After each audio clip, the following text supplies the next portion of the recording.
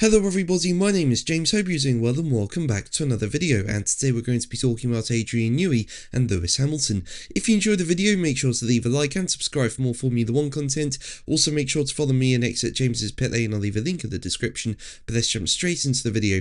So let's start with Adrian Newey, and as we know, in March he joined Aston Martin from Red Bull as a managing technical partner, and more recently it was announced that Newey will become the team principal of Aston Martin in 2026. Now, in my opinion, Newey is one of the best F1 designers of all time, and he's currently leading the development of the 2026 cars, which is when the new regulations come into play. And as part of that, Newey is of course working closely with Honda, which is supplying Aston Martin's engines from 2026. Now, as we know, Newey and Honda work closely together at Red Bull in previous years and have had a lot of success together. And Koji Watanabe, the president of the Honda Racing Corporation, says the pair laughed a lot in their first meeting together at Aston Martin, having previously achieved success at Red Bull. And he also went on to say that he often has quite intense conversations with Newey over the team's development direction. Basically, in an interview with Aston Martin's official website, Watanabe said, as quoted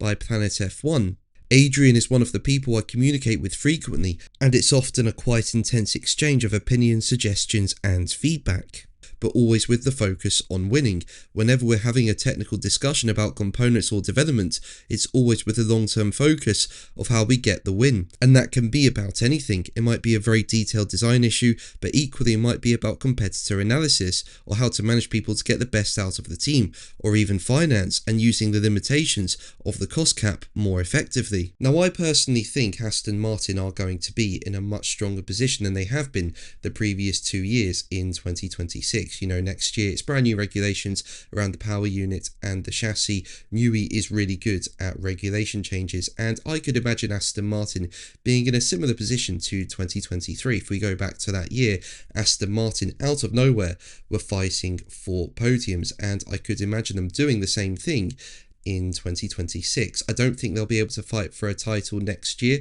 I think that will eventually come, but I think they will certainly take a step in the right direction towards that next year. What do you think? Let me know in the comments below. But let's move on to Lewis Hamilton, and as we know, 2025 was a tough year for him and Ferrari. You know, Ferrari finished P4 in the constructors standings after finishing P2 in 2024, and Hamilton had a few tough races, and towards the end of the season he was knocked out in Q1 in 3 consecutive Grand Prix weekends. Now, earlier this summer, Hamilton revealed he was preparing documents as he vowed to go the extra mile to ensure Ferrari makes the improvements needed in order to fight for world titles. And following the penultimate round of the season, Hamilton said that he had so many notes for his Ferrari team, with Hamilton telling Sky Sports F1, as quoted by Crash.net, "It definitely has been the most challenging year, both in and out of the car. I've got so many notes in terms of things we need to improve on.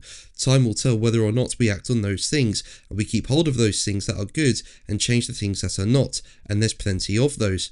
There's literally no reason why we couldn't fix those if we just put those into action. I'm hopeful for us making progress." However, former Ferrari chief Maurizio Arrivabene has spoken about Hamilton's approach and drew a comparison to Sebastian Vettel's time at Ferrari. Basically, Crash.net say that Arrivabene is quoted as telling Sky Italy, "Sebastian Vettel also sent such dossiers. He wrote, spoke and shared everything." And asked how valuable the documents Vettel sent were, Arrivabene replied, "Almost useless.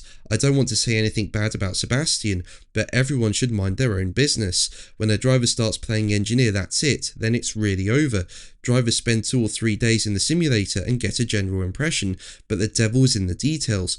When the car is on the track, the driver must provide relevant feedback so that the engineers can make targeted improvements, especially when there is potential." Now, I find this quite surprising. You know, the driver is out on the track, they feel everything, and if they're preparing notes for their team, especially if they're a world championship winning driver, I feel that should be really, really valued. But what do you think? Let me know in the comments below. But that's going to be the video from me today. Thank you ever so much for watching. Make sure to like and subscribe for more videos, and until the next one, take care. Bye.